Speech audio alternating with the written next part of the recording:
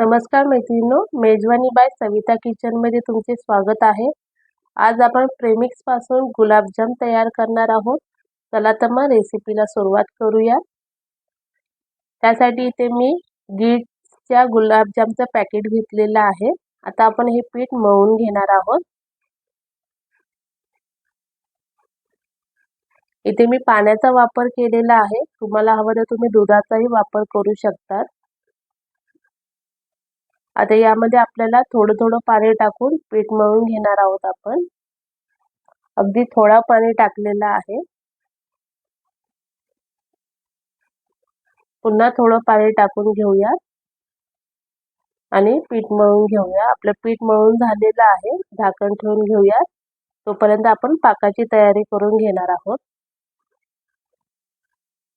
त्यासाठी इथे मी 2 वाट्या साखर घेणार आहे आणि सेम मापाने आपण 3 वाट्या पाणी सुद्धा यामध्ये घालूया। वेलची घातलेली आहे।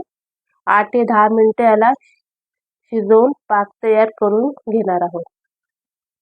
आता आपण गुलाबजाम तयार करून घेऊया। मी पुन्हा एकदा मळून घेते आहे। आता छोटासा गोळा घेऊन तुम्हाला गुलाबजाम तयार करून घ्यायचा आहे। तुम्हाला हाताला तेल नाही तर तूप लावून घ्यायचं आहे। मी अशा प्रकारे मळून घेणार आहे, जेणेकरून आपल्या गुलाबजामला क्रॅक बसणार नाही आणि गुलाबजाम व्यवस्थित होतील।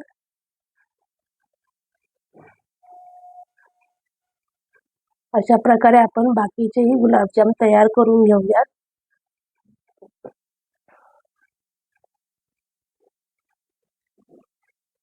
हाताला चांगलं मळून घेतले की गुलाबजामला क्रॅक बसत नाही। चला तर मी इथे 10 ते 12 गुलाबजाम तयार करून घेतलेले आहे। आता आपण तळून घेऊयात। इथे तेल तापले का बघूयात। तेल आपलं तापलेलं आहे। आता गुलाबजाम टाकून घेऊयात। गुलाबजाम तळताना तुम्हाला स्लो गॅसवरती तळायचे आहेत, जेणेकरून ते आतपर्यंत शिजतील। हलक्या हाताने हलवून घेऊयात। गुलाबजामचा कलर चेंज होत आलेला आहे, बघू शकता तुम्ही। इथे मी गुलाबजाम थोडेसे डार्क करणार आहे, अशा प्रकारे। आता आपण हे काढून घेऊयात आणि पाकामध्ये टाकून घेऊया। इथे कोमटचा पाक आहे। झाकण ठेवून घेऊयात। बाकीचे गुलाबजाम आपण तयार करून घेणार आहोत। आता बाकीचे गुलाबजाम आपण याच्यामध्ये टाकून घेऊयात। अगोदर जे गुलाबजाम टाकलेले आहेत ते कसे मस्त टंब फुगलेले आहेत।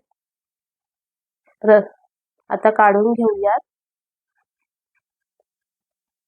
चला तर मग हे रसरशीत गुलाबजाम तयार झालेले आहे। चला तर तुम्हाला ही रेसिपी कशी वाटली मला नक्की सांगा। आवडली असेल तर लाईक कमेंट नक्की करा। भेटूया आणखी एक नवीन व्हिडिओ सोबत।